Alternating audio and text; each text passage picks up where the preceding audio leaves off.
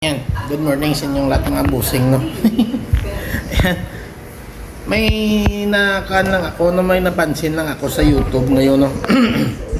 Madalian lang po ito, no? Dahil sa kwan ako ni Sis Katya, no, ni classmate Katya, nag-comment, no? Sa video ako ni classmate Katya, nagko-comment. Kaya, sandali, maraming YouTuber ngayon na nag-reklamo, nang nawawala yung mga comment nila sa mga video, no, sa mga video ng iba, no, lalo pa sa mga pinapanood nila. Nawawala yung mga comment. Ganon din sa akin, no, nangyayari din yan sa akin mula pa noon. Nawawala yung mga comment. Ngayon may nakita ako na isang diferensya, no, may nakita ako ngayon lang, no. Kay Sis Katya ako nanonood, patapos na, patungkol doon, classmate Katya, patungkol doon sa kalbo, no, sa kalbo na kasama mo, na sinabi ko na ganyan talaga yung mga African, mahilig sa kalbo or sa manipis na buhok or sa nakatirintas na buhok, no. Sabi ko pa diyan, subukan mong ipatirintas yung buhok mo sa mga African na yan, dahil babagay yan sa'yo.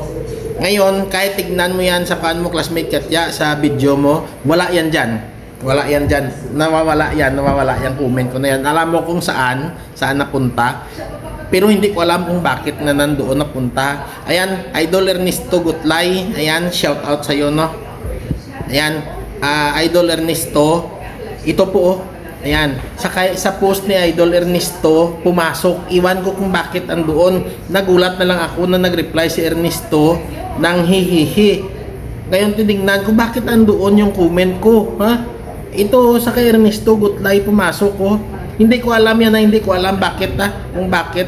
Patapos na yung video ni classmate Katya. Patapos na yung video mo, classmate Katya, patungkol sa kalbo na ulo ng kasama mo dyan, di ba?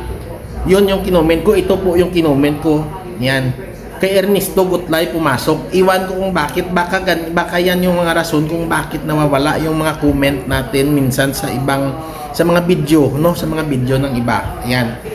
Ngayon ko lang nakita. Ngayon ko lang talaga nakita, no? Naka-reply kasi si Ernesto Gutlay, no? Nang hihihi. Kaya nga, pero dati nangyari na yan sa akin. Sabi ko baka nagkamali lang ako noon, binaliwala ko lang. Nireplyan din ako ng hihihi kasi iba yung comment ko sa nila, sa post nila. Dinilit ko lang, sabi ko baka nagkamali lang ako. Pero ngayon kay Sis Katya, kay classmate Katya ako nanonood, ha? Kay classmate Katya ako nanonood. Pero kay Ernesto Gutlay pumasok. Ayan. Oh, ito Ernesto Gutlay yan, ha? Ala, baka ganyan yung nangyayari ngayon sa YouTube, no?